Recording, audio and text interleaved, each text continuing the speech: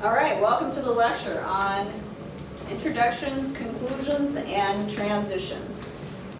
I mentioned before about transitions and them being standalone. And your book has many different examples of transitions. So, and it's, I think the page before the introductions, they talk about previews, internal previews, they talk about verbal, nonverbal, they talk about different types of transitions. Transition is a transition. So what is a transition? What's the definition of a transition? What's the purpose? Something that helps lead into the main point. Okay, so it leads into the next point, or it links ideas together. That's what a transition does. So that's perfect, and that's what we want to do between every main point. If we back this up and we consider our everyday conversation, we blend transitions all the time. We do this verbally and non-verbally. So focusing on the verbal aspects in everyday conversation. Let's say you are changing topics on something. What would you say to a friend?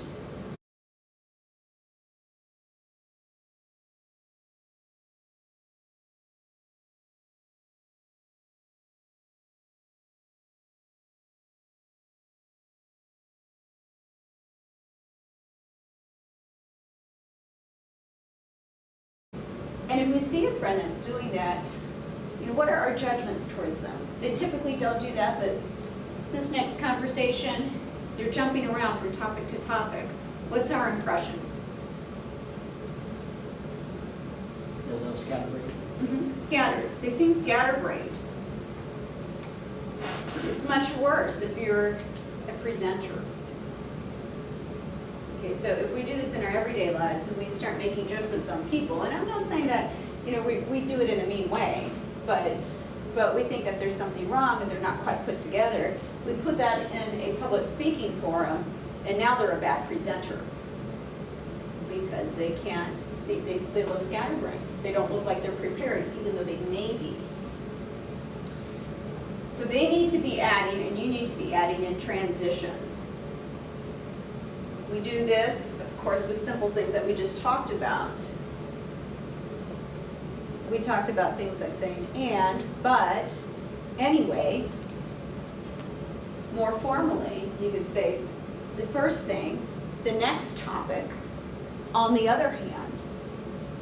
So those are ways to add in simple transitions when you're speaking. And notice that I've also used my body to help me transition from one thing to the other. The first thing, the second thing, on one hand, on the other hand. So I'm using my body to help me transition. Now that I've talked about this main point, let's move to this main point.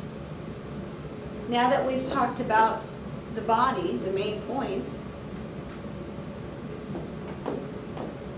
let's move on to the conclusion. So you can use your body to help you transition from one point to the next.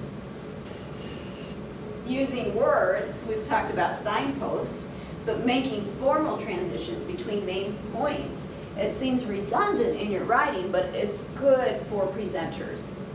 It's good for the audience. So moving from one point to the next, let's say we have 4 points.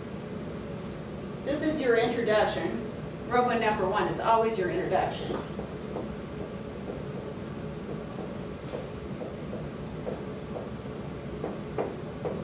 And this is your conclusion. I should be seeing 3 at a minimum, 3 standalone transitions. And they're very quick. All you're doing, and your book talks about this, all you're doing is you're previewing your last point and you're forecasting your next point. That's it. Now that I've talked about my introduction, let's move on to the first main point of whatever it is. Now that I've talked about the second main point about this, let's move on to the third main point about this. Now that we've reviewed my main points, let's conclude. Let's wrap this up. Let's review. And that's it. It's just one sentence of a transition. If you're writing several sentences for a transition, you're writing another main point. So you're just saying, we just talked about this, let's move on.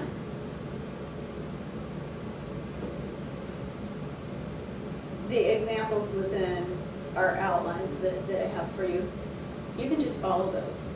You don't have to make them very difficult, just a simple transition.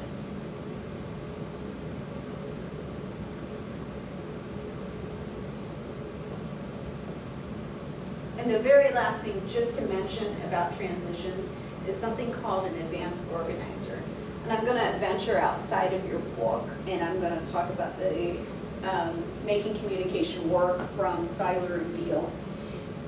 Uses this example of advanced organizers, and it's a great idea, especially for your persuasive presentations. It is something that you really draw a lot of focus and the attention to for your audience. So it's saying something like, you know, if you forget everything I say, everything, but you remember one thing, the one thing I want you to remember is this. So you draw the attention of your audience, you know, forget everything, remember this. And that's what an advanced organizer does. You have to make sure that you don't abuse this. So don't put very many advanced organizers. One thing, maybe two things for an advanced organizer, especially for our presentations.